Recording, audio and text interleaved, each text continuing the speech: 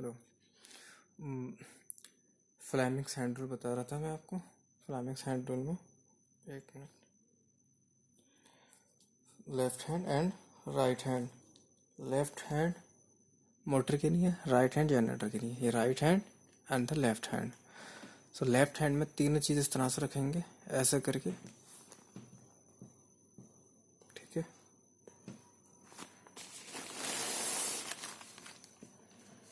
तो ये जो ऊपर का हमारा थंब है ये मोशन, और जो फोर फिंगर है वो आपका मैग्नेटिक फील्ड, एंड जो मिडल फिंगर है इसमें ईएमएफ और लेफ्ट हैंड में करंट, ठीक है। लेफ्ट हैंड में करंट। तो इस तरह से motion, field, magnetic field and EMF और करंट। ये ईएमएफ और ये करंट, ठीक है, इस तरह से। तो देख लेते हैं, सपोज आपका ये कोई मैग्नेटिक फील्ड है ऐसा, तो मैग्नेटिक फील्ड इधर को जा रहा है, ठीक है। ये हो गई मैग्नेटिक फील्ड की डायरेक्शन, और इसमें कोई कंडक्टर रखा हुआ है और इसमें ऊपर को फोर्स लगाया गया है, ऐसे फोर्स, मोशन ऊपर को है। तो इसमें ईएमएफ की डायरेक्शन क्या होगी, ठीक है। सो ईएमएफ किसके लिए, आपका राइट हैंड के लिए, जनरेटर वाला कैसे। तो क्या हुआ, राइट हैंड में आपने देखा कि ये क्या है, मैग्नेटिक फील्ड। तो इसको उल्टा करें, मैग्नेटिक फील्ड इधर जा रही है, मोशन ऊपर है, तो ये किधर होगा, ईएमएफ की डायरेक्शन इधर को। तो ईएमएफ की डायरेक्शन ऐसे हो गई, ठीक। मोटर के केस में, लेफ्ट हैंड के केस में देख लेते हैं।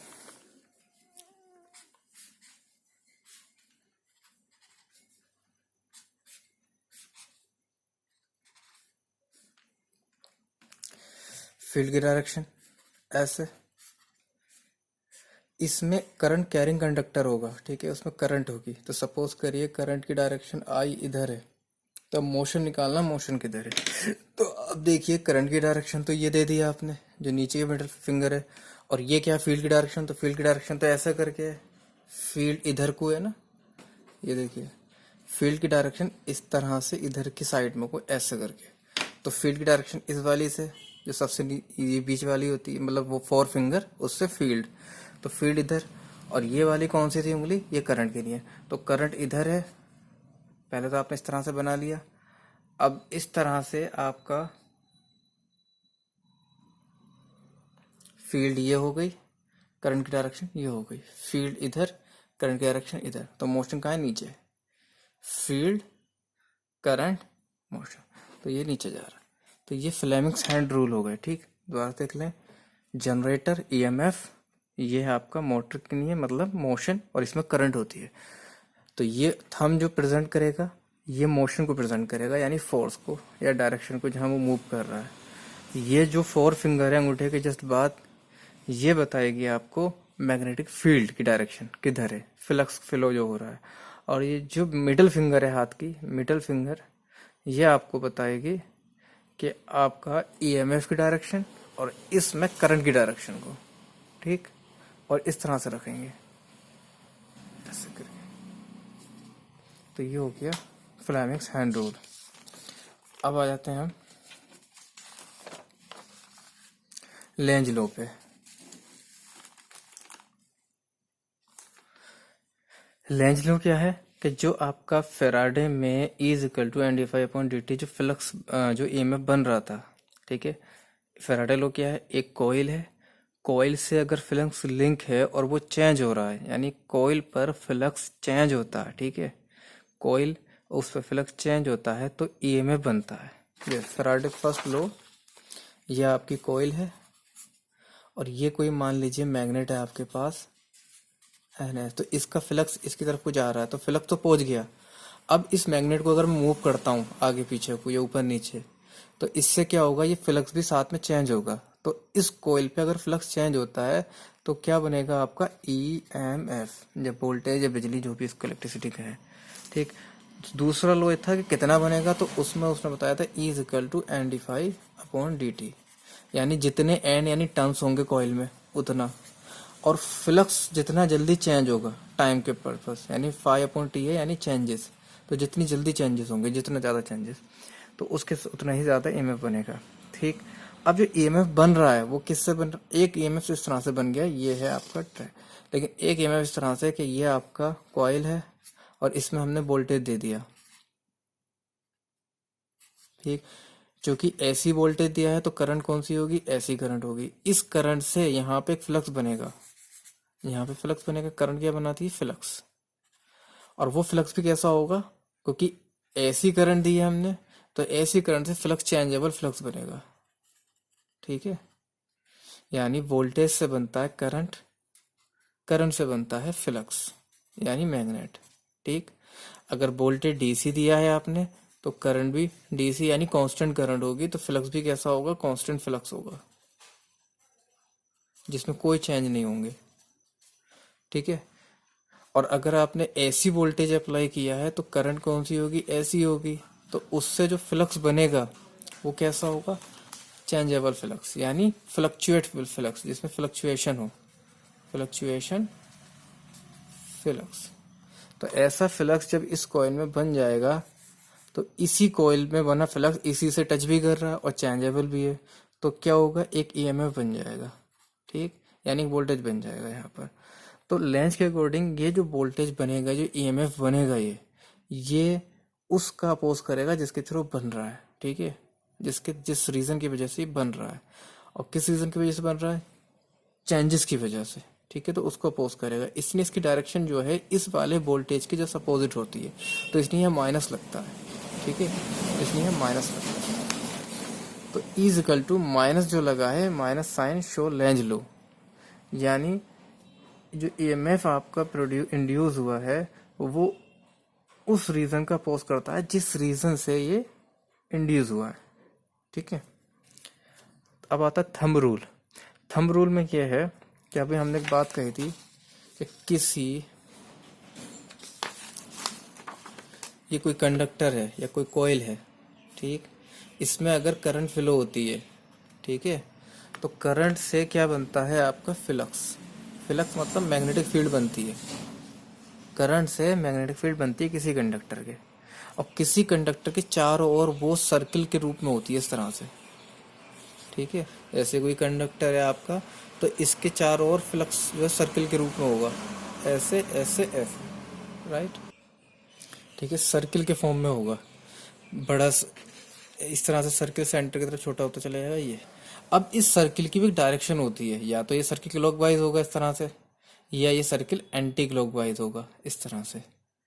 ठीक, तो अब ये ध्यान देना है कि करंट फ्लो हुई वायर में, तो उसके चारों ओर फ्लक्स तो बना, वोल्टेज लगाया, वोल्टेज से करंट फ्लो हुई, करंट से फ्लक्स बना, बट वो फ्लक्स मूव करता है या तो ऐसे या ऐसे, क्लॉकवाइज या एंटी क्लॉकवाइज डायरेक्शन। तो ये डायरेक्शन पता करनी है किस डायरेक्शन में फ्लो करता है। तो यहाँ पे थंब रूल में यही है। मान लीजिए आपका जो कंडक्टर है उसमें करंट जिस डायरेक्शन में फ्लो हो, तो आप अपने हैंड को इस तरह से रखिए, ऐसे करके हैंड, ये थंब जो है करंट की डायरेक्शन में रखिए। मान लो करंट इस तरह से फ्लो हो रही है इधर को, तो हमने ये भी इस तरह से रख दिया, तो जो आपके फ्लक्स का मूवमेंट होगा वो इस तरह से होगा, ऐसे करके, ये जो घूम रहा है इस तरह से, यानी यूं करके ऐसे ऐसे ऐसे ऐसे।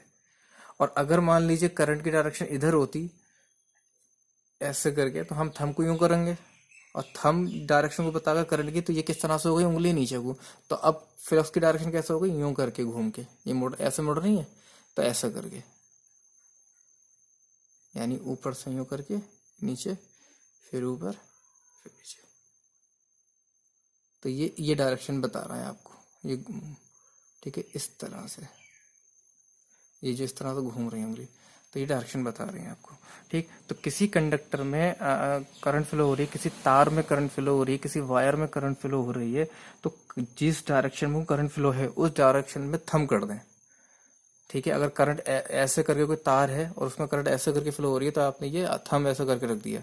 कोई वायर है और उसमें करंट ऐसे करके जा रही है, तो आपने ऐसे करके रख दिया, तो फ्लक्स जो जनरेट हुआ उसकी डायरेक्शन कैसे हुई? इस तरह से, क्योंकि ये यूं करके घूम रही है, तो ऐसे करके डायरेक्शन हो गई।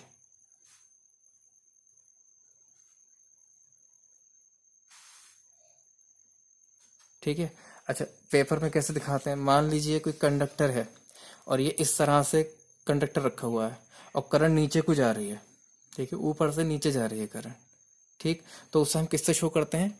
एक इस तरह से क्रॉस साइन से, ठीक है। क्रॉस साइन का मतलब यह है कि एक कंडक्टर ऐसे सीधा खड़ा है और तार एक वायर कंडक्टर ऐसे सीधा खड़ा हुआ है और उसमें करंट नीचे को जा रही है, ठीक। जब करंट नीचे को जा रही है तो हम उसे क्रॉस साइन से दिखाते हैं, ठीक है। अच्छा, जब करंट नीचे जा रही है तो मैं वही काम करूं, मैं इस तरह से इसे मोड़ लूं, इस तरह से बना लूं हाथ को, और बनाने के बाद इसको क्या करूं, नीचे को कर लूं, ठीक है। ऐसे नीचे कर लिया तो करंट की डायरेक्शन कैसे हो गई? देखो मेरी उंगली क्लॉकवाइज हो गई इस तरह से, यानी करंट जो फ्लक्स की डायरेक्शन, सॉरी, इस तरह से। फिर से देखें, आपकी करंट ऊपर से नीचे जा रही है, नीचे को डायरेक्शन है करंट की, तो ये तो मैंने इस तरह से बना लिया, ये इस तरह से हाथ को, और ये थंब क्या बताता है? करंट की डायरेक्शन। तो करंट की डायरेक्शन नीचे है, तो नीचे करंट की डायरेक्शन कर दी, तो मेरी उंगली कैसे घूम रही है? यूं करके आती हुई ऐसे करके चली गई, यहाँ से उंगलियां इस तरह को मुड़ गई, तो इस तरह से यूं करके ऐसे करके उंगलियां मुड़ गई, तो डायरेक्शन कैसी मिली भाई? क्लॉकवाइज, ठीक है, इस तरह से, ठीक। और अगर एक वायर इस तरह से वर्टिकल है और करंट की डायरेक्शन ऊपर की ओर है, तो उसे हम पेज पर डिनोट करते हैं डॉट से। अगर करंट ऊपर आ रही है, पेज से निकल के ऊपर की तरफ को आ रही है ऐसे करके, तो हम उसे डॉट से शो करते हैं। अब जब करंट ऊपर आ रही है तो मैं क्या करूंगा? हाथ तो मेरा सिंपल ये है ही, मैंने बना लिया। अब ये ऊपर करना है ना, था डायरेक्शन ऊपर है, तो अब देखो करंट की डायरेक्शन क्या बनती है? जो फ्लक्स है उसकी डायरेक्शन, करंट तो ऊपर आ गई, थंब के अकॉर्डिंग फ्लक्स की डायरेक्शन ये इस तरह से, तो फ्लक्स की डायरेक्शन इस तरह से, यानी एंटी क्लॉकवाइज, ठीक है। थंब करंट की डायरेक्शन और ये उंगली जो मुड़ी हुई है ये फ्लक्स की डायरेक्शन। फ्लक्स कैसे घूम रहा है? फ्लक्स घूमता है आपको क्लॉकवाइज घूम रहा है या एंटी क्लॉकवाइज, तो ये बताएंगे। तो ये थंब जो है करंट की डायरेक्शन को है।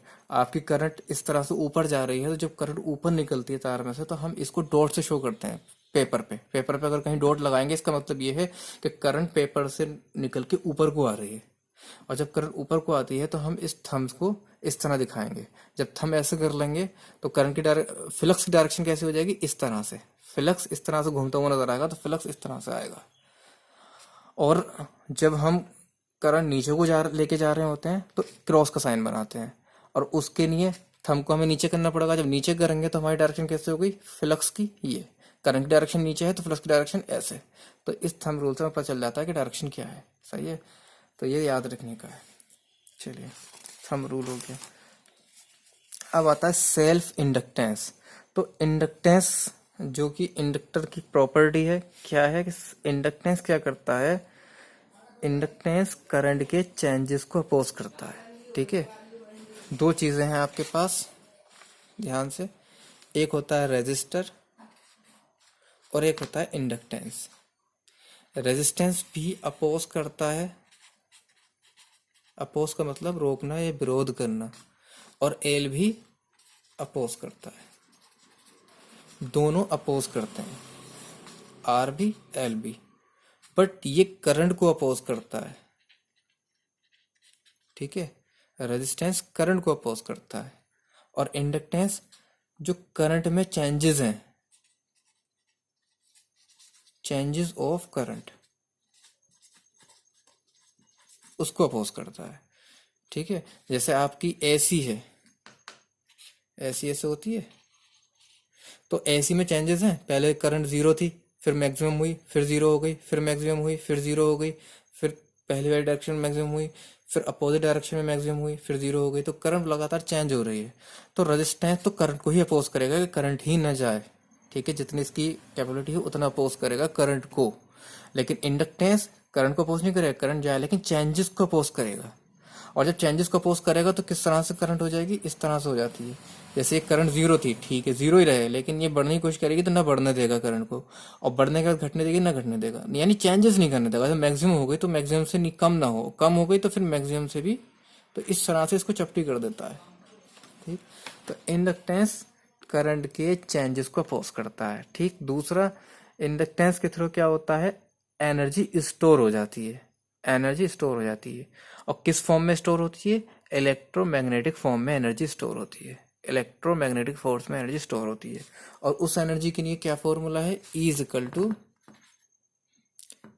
Equal to half L I square, जहाँ E एनर्जी है, L क्या है, इंडक्टेंस,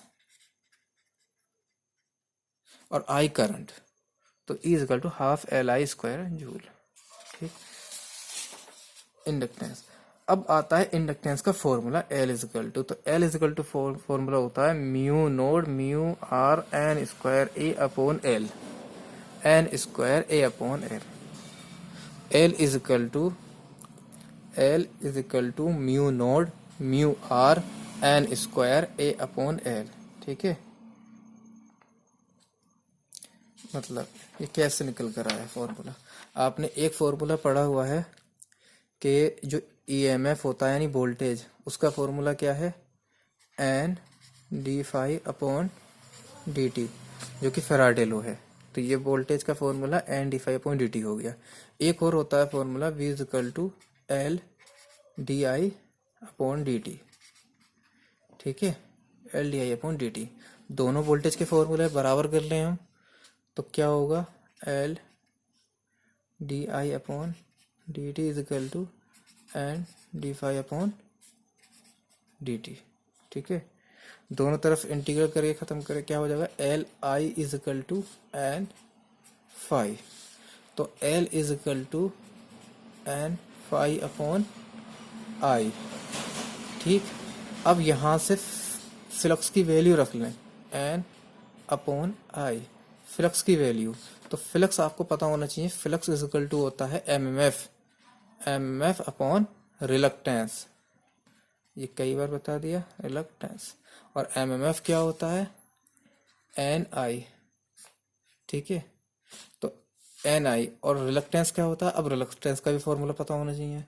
तो रिलक्टेंस का formula H is equal to, H कहते हैं रिलक्टेंस को, रिलक्टेंस को एच से शो करते हैं। तो रिलक्टेंस यानी एच इज इक्वल टू होता है 1 upon mu L upon A, H is equal to 1 upon mu L upon A, ये होता है।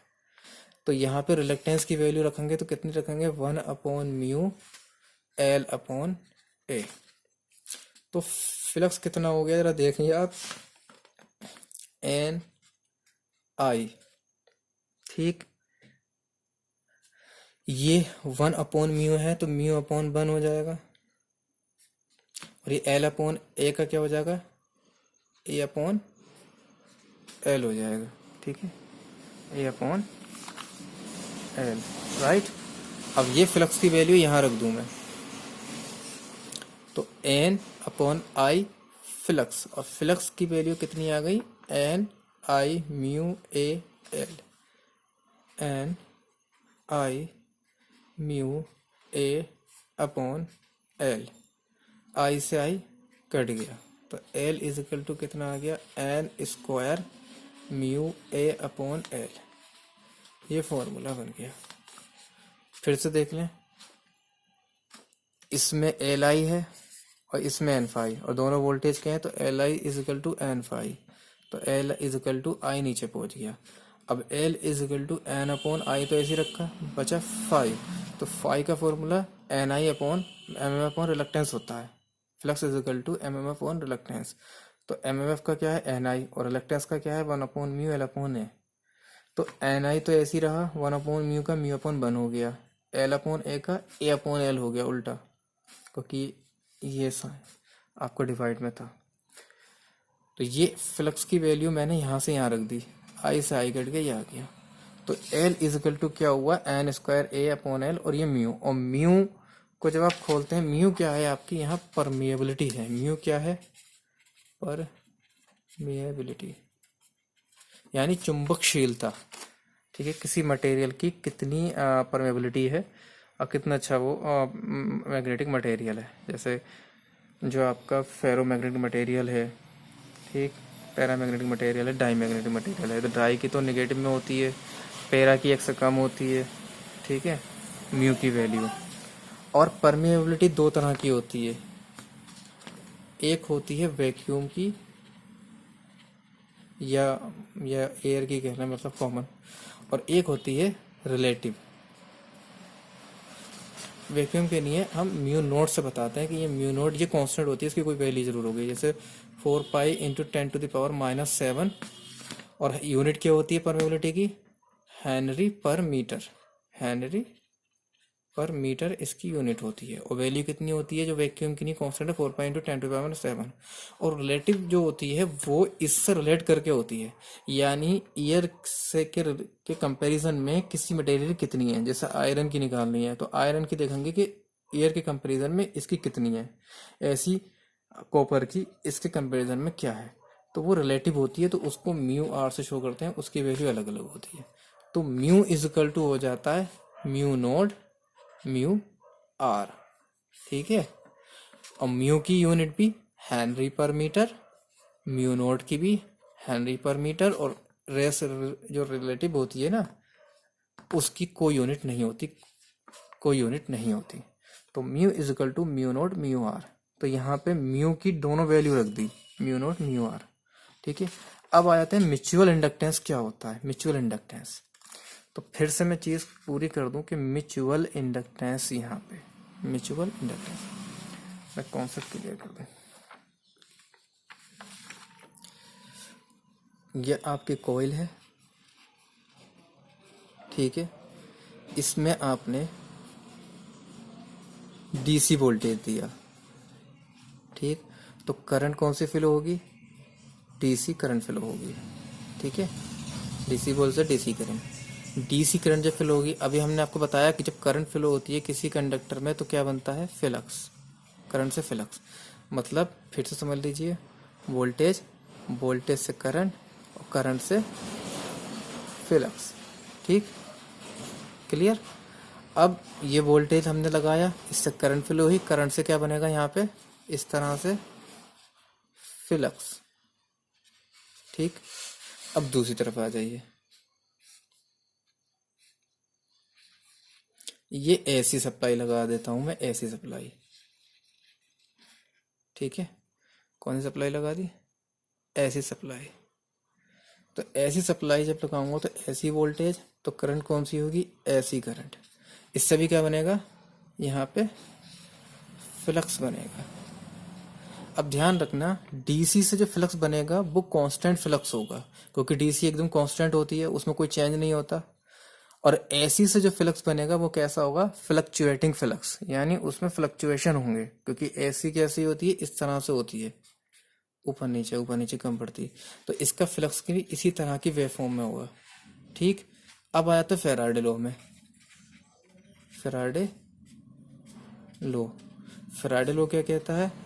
आपके पास कॉइल है, ठीक है, दूसरा फ्लक्स है कॉइल से लगा हुआ, और तीसरा वो फ्लक्स इससे चेंज कर रहा है, तो आपका वोल्टेज ईएमएफ बन जाएगा। ईएमएफ बनाने के लिए एक कॉइल से जो फ्लक्स है वो चेंजेबल हो। तो यहाँ फ्लक्स तो है, कॉइल भी है, बट फ्लक्स कैसा? कांस्टेंट। तो यहाँ ईएमएफ नहीं बनेगा। लेकिन यहाँ पे फ्लक्स है, क्योंकि करंट से फ्लक्स बन गया, बट चेंजेबल फ्लक्स बना है, तो इससे क्या होगा? इसमें ईएमएफ बन जाएगा, ईएमएफ इंड्यूस हो जाएगा, इसको कहते हैं इंड्यूस बनने को। ठीक है, तो इस तरह का इंडक्शन जो हो रहा है, इंड्यूस हो रहा है, प्रेरित, कोई इंडक्शन का मतलब होता है कोई चीज प्रेरित होना। तो इस तरह जो ईएमएफ इंड्यूस हो रहा है, करंट इंड्यूस हो रही है, तो ये जो इंडक्शन हो रहा है इसको हम इंडक्टेंस कहते हैं, इंडक्टेंस। ठीक है, तो सेल्फ इंडक्टेंस से क्या होगा? अपनी ही कॉइल में एक ईएमएफ बन गया, इस अपनी इसी कॉइल में ही, इसी के ही करंट से इसी कॉइल में एक ईएमएफ बन गया, यह है सेल्फ इंडक्टेंस। अब म्यूचुअल इंडक्टेंस क्या है?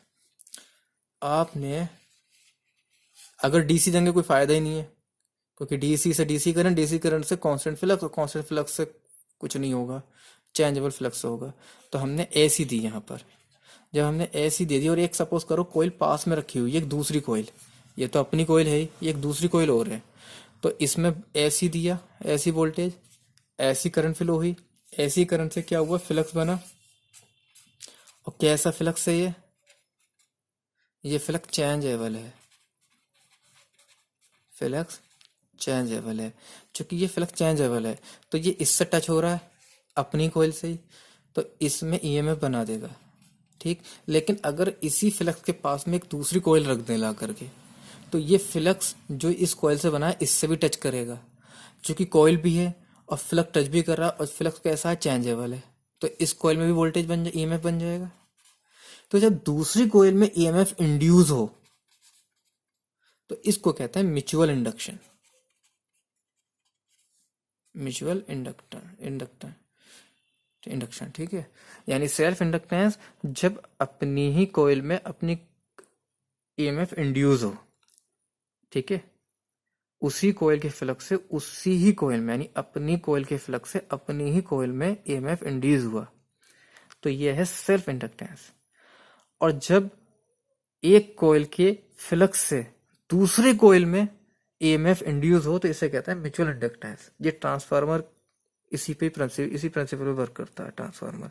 यानी फ्लक्स तो इस कॉइल से बना, लेकिन इस कॉइल के फ्लक्स से इसमें ईएमएफ इंड्यूस हो गया, ठीक।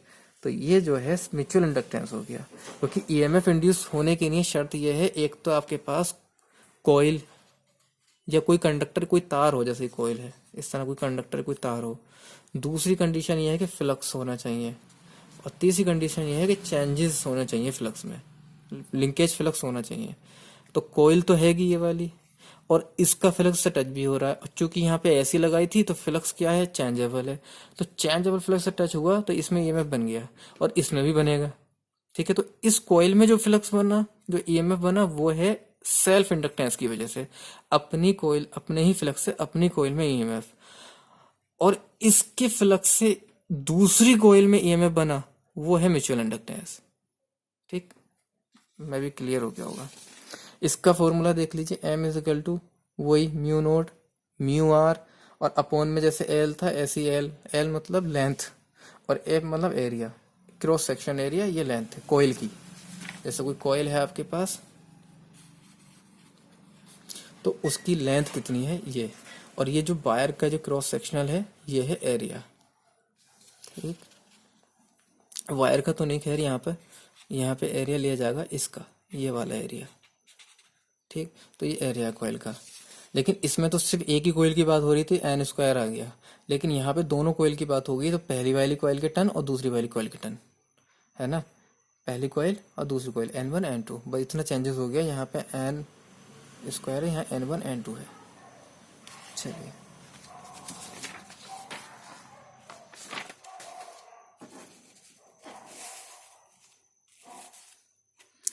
अब आता है इंड्यूस्ड ईएमएफ। तो इंड्यूस्ड ईएमएफ अभी बताया कि वही जो चेंजेबल फ्लक्स से ईएमएफ जनरेट होता है, इंड्यूस ईएमएफ है। EMF is equal to NdΦ/dt, वही फैराडे लॉ वाली कहानी पूरी आ गई कि जब किसी कॉइल से लिंकेज फ्लक्स, यानी किसी कॉइल से जुड़ा हुआ फ्लक्स चेंज होता है, किसी कॉइल पे लिंकेज फ्लक्स चेंज होता है, ठीक है, तो उसमें ईएमएफ इंड्यूस हो जाता है। तो वो इंड्यूस ईएमएफ कितना होता है, NdΦ/dt। अब है energy stored in magnetic circuit. तो जो मैग्नेटिक सर्किट में यानी इंडक्टर में जो एनर्जी स्टोर हो रही है वो क्या है, इज इक्वल टू ½ Li², ठीक है। ½ Li², एल इंडक्टेंस, इंडक्टेंस की यूनिट हेनरी, और आई करंट, और करंट की यूनिट एम्पियर, और ई एनर्जी, और एनर्जी की यूनिट जूल, राइट। अब आता पॉलीफेज सिस्टम। पॉलीफेज सिस्टम, तो पॉलीफेज क्या है, यानी बहुत सारे फेज। तो हमारे यहाँ जैसे सप्लाई आती है ना, single phase, 2 phase, 3 phase, mostly 3 phase generate होता है, तो ये पॉलीफेज की बात, यानी एक से ज्यादा फेज, 2 फेज या 3 फेज। तो what is the phase, phase क्या होता है, देखिए, जब किसी वायर में, कंडक्टर में ऐसी वोल्टेज होगा तो उसको हम कहते हैं फेज, ठीक, उसको हम कहते हैं फेज। ऐसी वोल्टेज होगा, इसको हम फेज कहते हैं। तो ये एक फेज हो गया।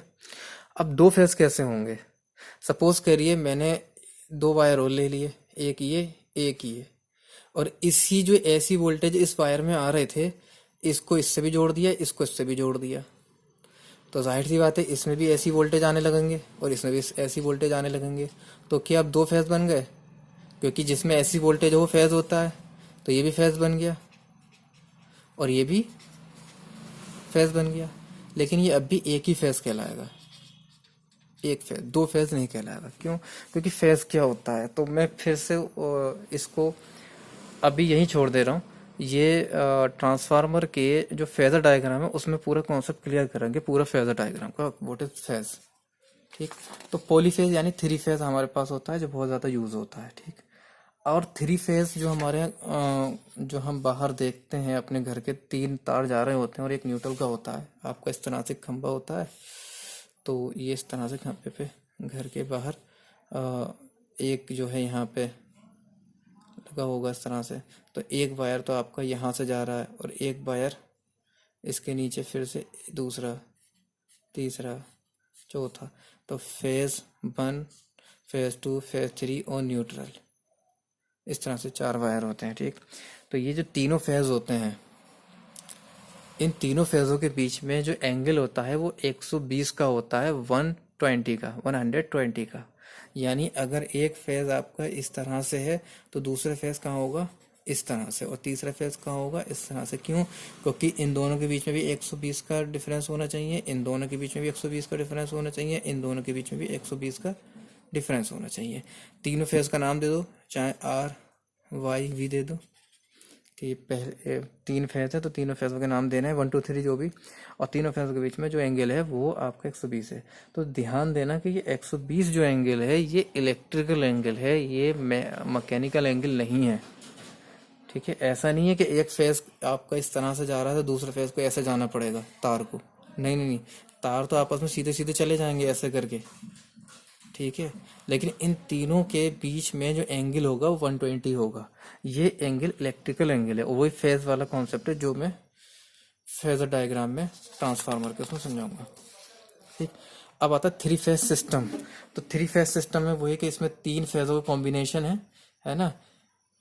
ये एक फेज आ गया आपका, ये दूसरा फेज और ये तीसरा फेज।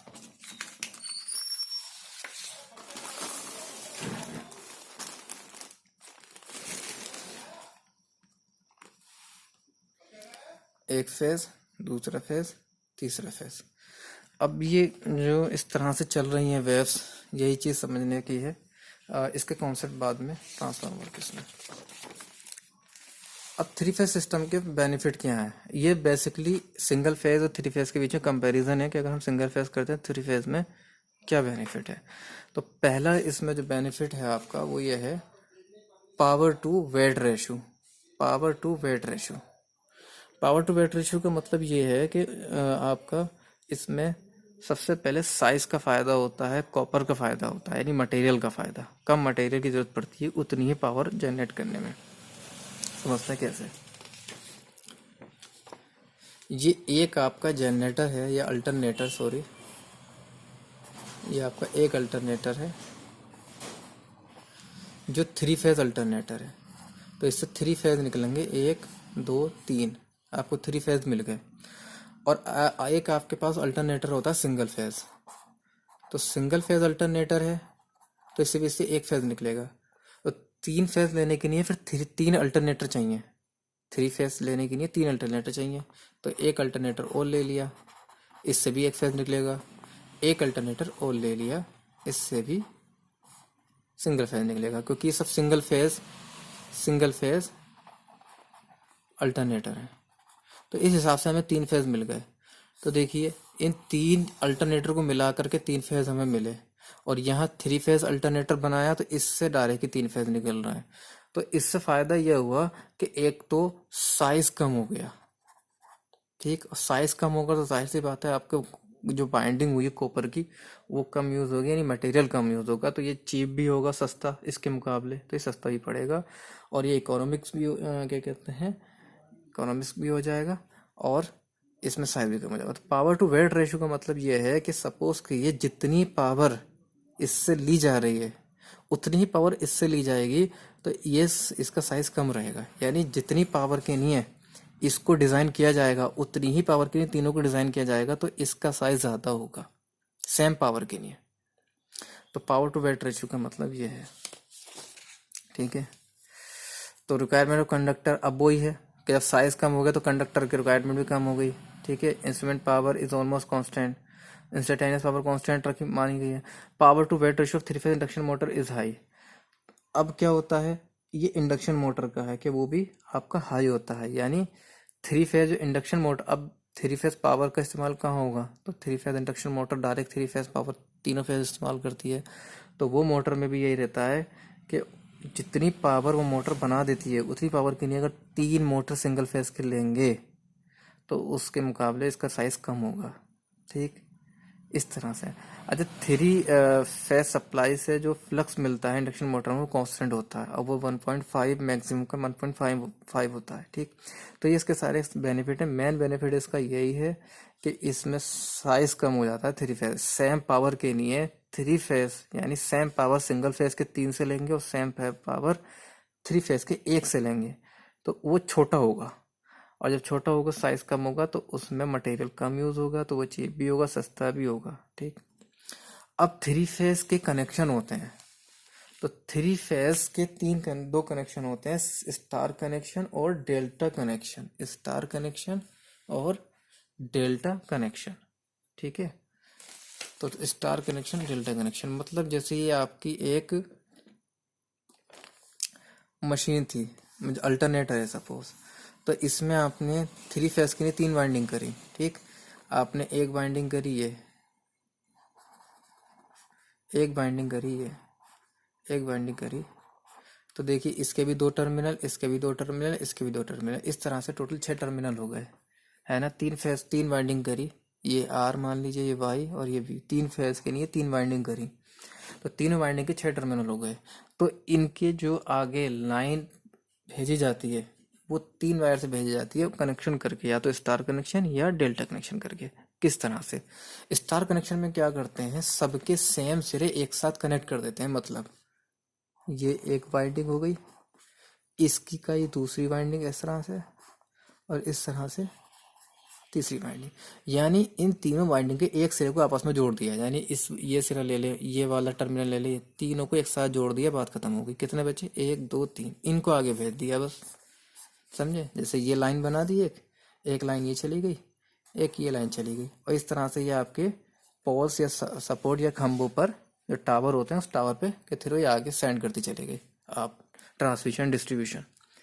तो इस तरीके से एक जनरेटर के अल्टरनेटर के अंदर तीन फेज हैं, तो तीन फेज के जो तीनों कॉयल हैं उनके एक एक टर्मिनल को आपस में शॉर्ट कर दिया, और जहां से शॉर्ट कर दिया वहां से न्यूट्रल मिल जाता है। अगर आपको न्यूट्रल भी चाहिए तो यहाँ से एक वायर रोल ले जाए तो यहाँ से न्यूट्रल मिल जाएगा। तो ये आपको एक फेज मिल गया आर, ये एक फेज मिल गया वाई, और एक मिल गया ये बी। और इसमें कहानी और है कि जो मशीन के अंदर ये वाइंडिंग हमने रखी हुई है इसको कहेंगे फेज, इसको भी कहेंगे फेज, इसको भी कहेंगे फेज। और ये जो वायर यहाँ से निकल के गए हैं इनको कहते हैं लाइन, इसको कहते हैं लाइन। ठीक है, ये फेज ये लाइन, इनके कनेक्शन इस तरह से किए हमने।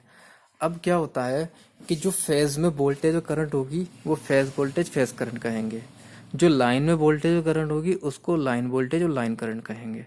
ठीक, मतलब ये जो आपकी फेज है तो इसमें करंट है आपकी, तो वो फेज करंट कहलाएगी। इसमें जो वोल्टेज है वो फेज वोल्टेज। ऐसी इसमें जो करंट है फेज करंट और वोल्टेज फेज वोल्टेज। ऐसी इसमें करंट फेज करंट और वोल्टेज फेज वोल्टेज। इसमें करंट कौन सी होगी, लाइन करंट, इसमें भी लाइन करंट, इसमें भी लाइन करंट। ये न्यूट्रल है, न्यूट्रल में कोई करंट नहीं होती। और इसमें यानी इस वाले फेज में भी लाइन करंट, यहाँ से जो फेज इस लाइन निकल कर आई है, ये जो लाइन आई इसमें भी लाइन करंट, ये जो लाइन है इसमें भी लाइन करंट। और इन लाइनों के बीच में जो वोल्टेज होगा वो क्या होगा, लाइन वोल्टेज।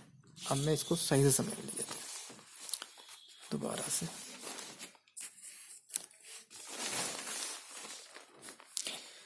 एक फेज हमने इस तरह से बनाया, एक फेज हमने इस तरह से बनाया, ये फेज बना लिए। ठीक है, इसमें जो वोल्टेज है आपका वो क्या है, फेज वोल्टेज। इसी तरीके से इसमें जो वोल्टेज है वो फेज वोल्टेज है। इसी तरीके से इसमें जो वोल्टेज है आपका फेज वोल्टेज है, और इससे जो करंट निकलेगी वो फेज करंट। ऐसे ही इसमें से जो करंट निकलेगी वो आपकी फेज करंट, और इससे जो करंट होगी फेज करंट। यानी जो फेज है तो फेज में जो वोल्टेज होगा वो फेज वोल्टेज, जो करंट होगी फेज करंट। अब इससे लाइन निकाली जाएंगी, तो ये लाइन निकाली, इसमें करंट, लाइन करंट, इस वाले फेज से भी लाइन निकाली, इसमें लाइन करंट, और इस वाले फेज से भी लाइन निकाली तो लाइन करंट, ठीक। और फेज के बीच में जो वोल्टेज होगा वो क्या होगा, लाइन वोल्टेज, ठीक है। इन दोनों के बीच में लाइन वोल्टेज, और इन दोनों के बीच में भी लाइन वोल्टेज, और इन दोनों के बीच में भी लाइन वोल्टेज, इस तरह से। तो लाइन का जो वोल्टेज है वो लाइन वोल्टेज, और करंट लाइन करंट, और फेज में voltage phase voltage, current phase current, यानी फेज में वोल्टेज करंट फेज, और लाइन में voltage current line voltage line current, ठीक है। अब इनमें रिलेशन है, लाइन और फेज के बीच में रिलेशन, तो वो क्या है आप देखें सिंपली, कि ये करंट यहाँ से आपकी गई ऊपर को, और ये सीधी करंट इधर को चली गई, तो कोई चेंजेस हुआ करंट में कोई भी अंतर नहीं होगा, क्योंकि सेम करंट इधर चली गई। करंट अगर यहाँ से आपकी चलती है और इसके पास दो डायरेक्शन मिल जाती है, तो कुछ करंट इधर जाएगी, कुछ इधर जाएगी, ठीक है। लेकिन अगर कोई डायरेक्शन ही नहीं है, सिर्फ एक ही है, तो सारी की सारी करंट इधर जाएगी। तो जब आपकी यहाँ से करंट इस तरह से जाएगी तो टोटल करंट इधर को चली जाएगी, तो ये दोनों करंट कैसे हो गई, सेम हो गई। जितनी फेज करंट थी वो टोटल के टोटल लाइन में चली गई, क्योंकि और तो कोई दूसरा रास्ता ही नहीं है, सीधे सीधे ऐसी जानी है। तो ये फेज करंट लाइन करंट बराबर हो गई। लेकिन इसमें line voltage phase voltage difference होता है। इसमें लाइन वोल्टेज जो होता है वो फेज वोल्टेज का √3 होता है, बस ये ध्यान रखना है।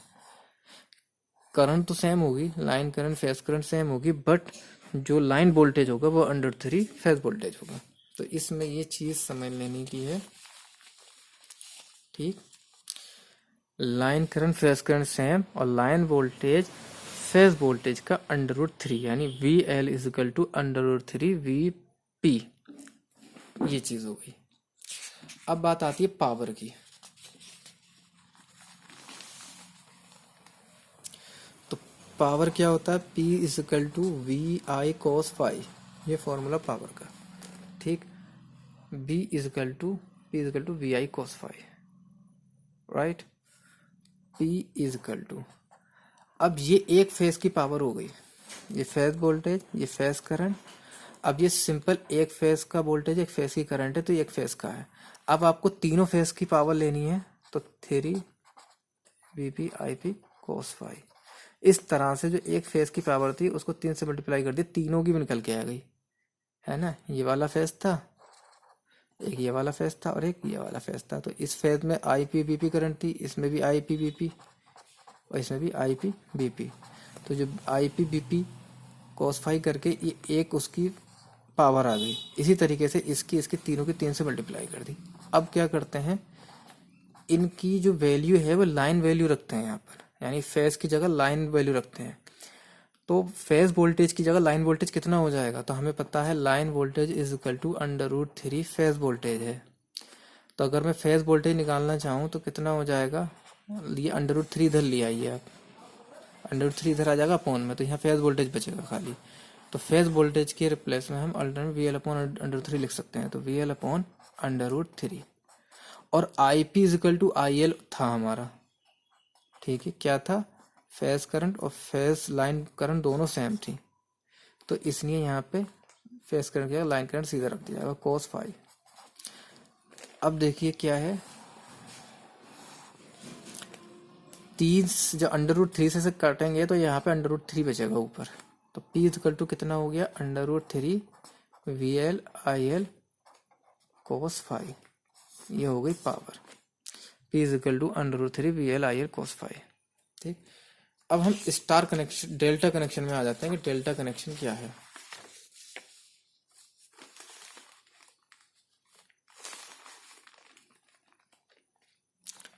डेल्टा कनेक्शन में क्या है कि तीनों फेजों को ऐसे कनेक्ट करेंगे हम,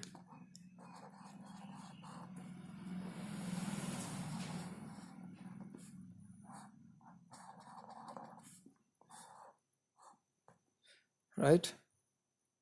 यानी आपके पास जो एक अल्टरनेटर में 3 फेज बनाए थे आपने,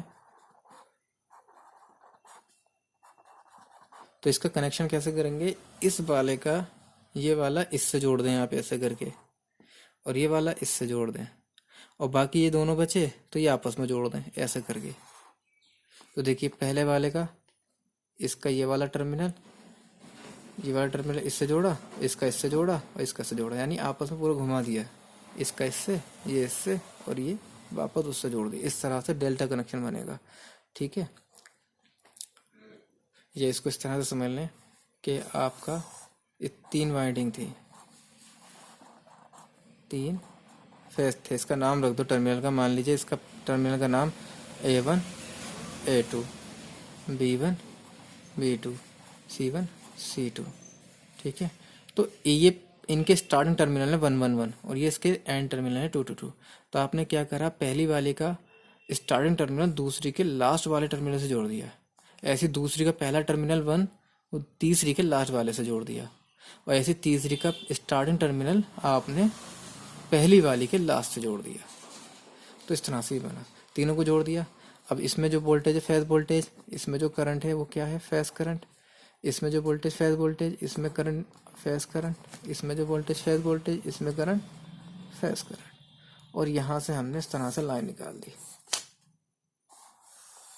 और लाइन में करंट, लाइन करंट, लाइन में करंट, लाइन करंट, लाइन में करंट, लाइन करंट, लाइन में वोल्टेज, लाइन वोल्टेज, लाइन में वोल्टेज, लाइन वोल्टेज, तीनों के बीच में लाइन वोल्टेज आ गया। अब इसमें एक चीज़ देखने की है, आप बहुत ध्यान से इसमें एक चीज़ देखिए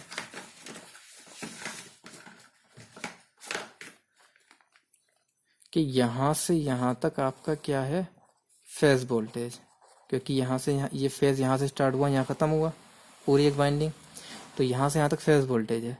और ये वीएल भी यहाँ से यहाँ तक ही है। आप देखें इसका ये वाला टर्मिनल इससे जुड़ा हुआ है और ये वाला टर्मिनल इससे जुड़ा हुआ है, इसलिए वीएल और बीपी बराबर हो गया, यानी लाइन वोल्टेज और फेज वोल्टेज सेम है, क्योंकि लाइन वोल्टेज फेज वोल्टेज के जो टर्मिनल सेम है।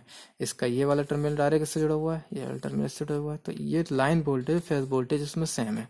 तो इसमें तो साफ हो गया कि लाइन वोल्टेज और फेज वोल्टेज इक्वल होते हैं, लेकिन करंट इक्वल नहीं है। देखो करंट यहाँ से इधर गई, अब ये करंट कुछ इधर भी है और ये करंट नीचे को भी जा रही है। ठीक, इस तरह से करंट यहाँ सेम नहीं है। तो करंट क्या है यहाँ पे, line current is equal to कितना होगा, √3 फेज करंट होगा। ये ध्यान रखना कि यहाँ पे लाइन करंट चेंज है। स्टार में करंट सेम थी, वोल्टेज अलग था। अब मैं दोनों की कहानी एक साथ लिख देता हूँ, स्टार और डेल्टा कनेक्शन कैसे हैं,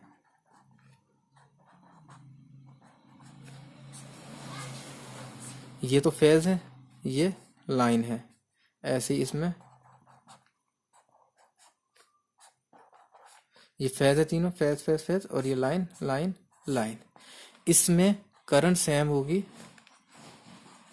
इसमें वोल्टेज सेम होगा, इसमें